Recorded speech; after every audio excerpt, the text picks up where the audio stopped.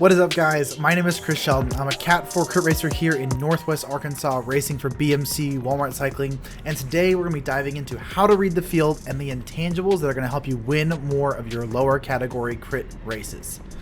But before we dive into the topic of today's video, let's get a quick intro onto the course and the players who are on the course today. First, it's my team, BMC Walmart Cycling. We've got two members on this field. We've got the Fayetteville Wheelmen, one of our local teams in the orange and blue that you can see there. And then another team we want to watch out for is Hodges Bend. They've got the winner of last week's crit, Logan Sweetwood, really strong rider. You can see him in the black up there.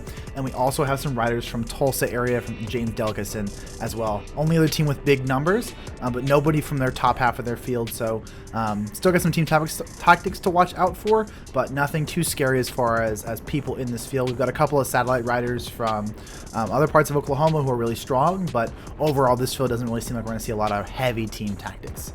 As well, I haven't been feeling particularly great. I'm just off of a crash. In this last series a month ago, I crashed in about turn 3, or lap 3 rather, and so I've been doing base training and restarting that to get my fitness back, so I'm missing a lot of my top end, missing a lot of my edge that I usually have.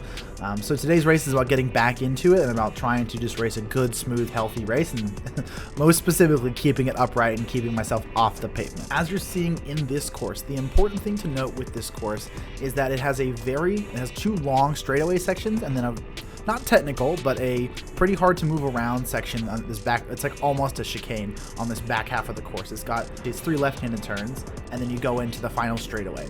It's important to note that as you're kind of taking this course with the field right now, we're going 22 miles an hour. Of course, you can move around. It's pretty easy to do that. But once you get up to the 28, 29, 30 miles an hour, there really only becomes one correct line to move up. And so it's a great place you're going to expect a lot of attacks and expect a lot of moves to kind of go. As well, we had a lot of riders who don't usually crit race in today's field, and so you're going to see a lot of kind of sloppy movement. And as well, on my side, I'm riding really poorly. Still a bit of nerves from my last race, my last crash, so I'm closing gaps a little slowly, not riding as close to wheels as I probably should have, not taking turns as aggressively as I could have, but I think there's still a lot that we can pick apart in today's race, and so we'll dive through that. This is the only other corner that I want to bring up before we dive into the video itself, is as you take this turn, you can easily, if you position it right, we're totally going to take the poor line here. You take the racing line, you can take this turn about 29 miles an hour.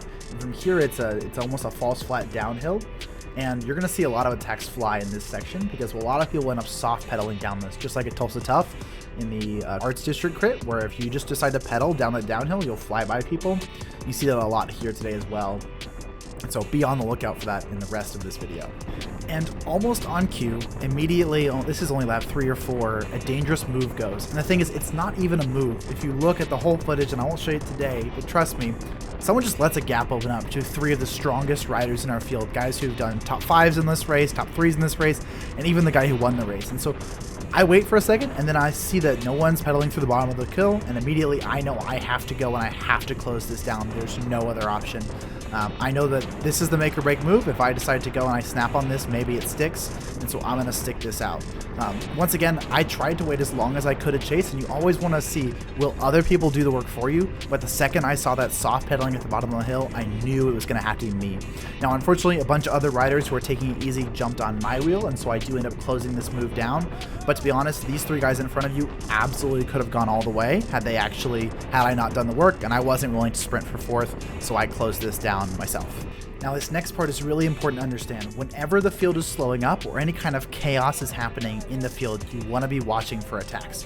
As you see here, I'm claiming on the inside, and we see this Fayetteville Wheelman rider dive bomb the inside, taking a really unsafe line. Honestly, if someone had been in that gap, that's a crash waiting to happen.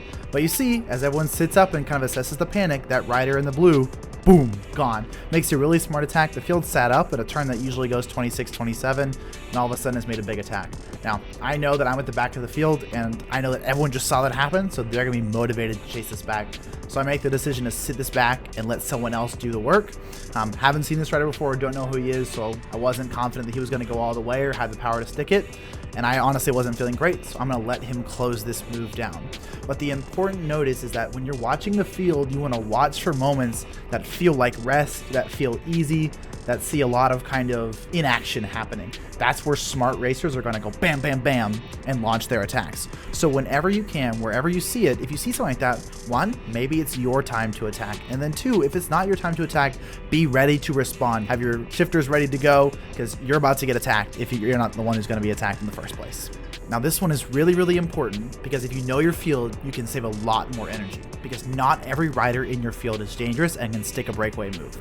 I've been looking at the race field, I know most of the riders here, and I know that this rider who just launched that attack is not strong enough to stick a move for very long. He hasn't done quite well in many of the other races, and so I know that he doesn't have the power profile to stick out a long breakaway a couple laps from the finish. Even with 3 to go at this point, I'm not too worried.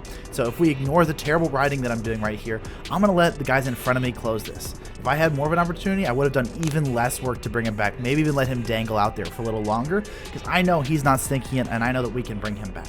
So where you can, do your research, know your field, and understand who's going to cause problems and who's not. That way you can let other people in the field close down the non-dangerous moves, and you can save yourself for the ones that are going to go all the way.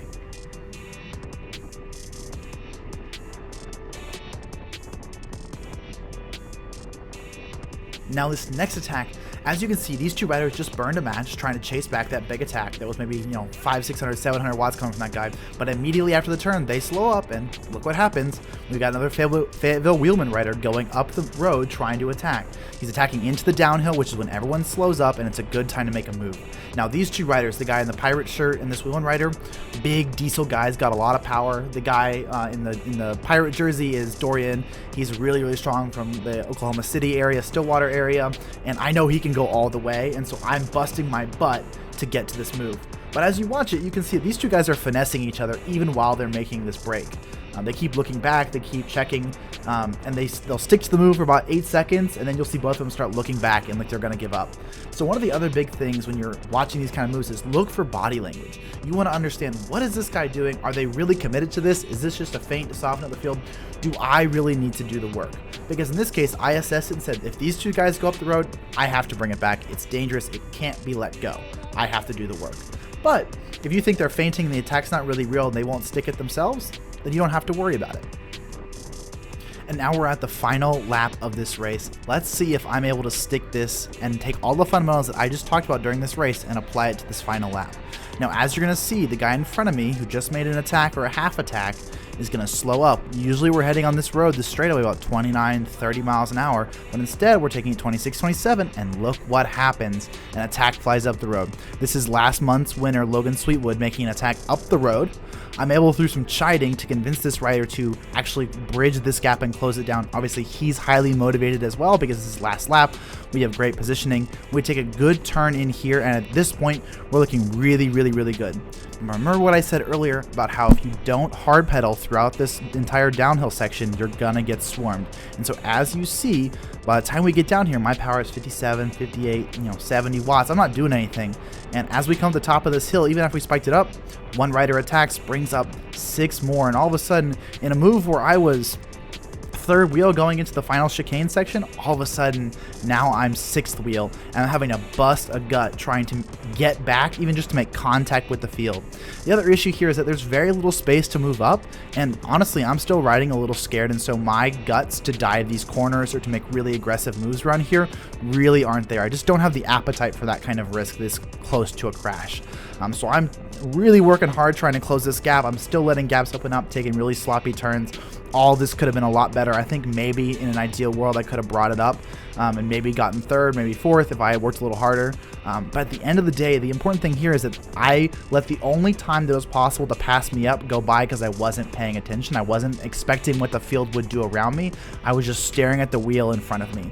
And so even though I take a really good line into the final corner and carry more speed than a lot of my competitors, you can see in the first couple bits of the sprint, I go boom, boom, boom. I'm actually starting to close the gap.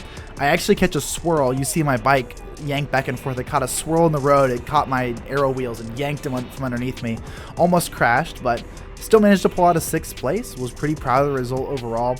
But the big thing is that even with not working that hard and not racing a perfect race, because I was expecting the right moves and because I was paying attention to things that matter, those intangibles that can win you races, that's why I managed to place 6th even in a race where I wasn't racing tactically particularly sound or really had the fitness to really be competing at a really high level. So overall, a great race. Once again, thanks so much to Natural State and all the sponsors that put on this amazing local crit for us. Shout out to BMC Walmart Cycling. Thanks so much, guys, for making it possible for us to do races like this.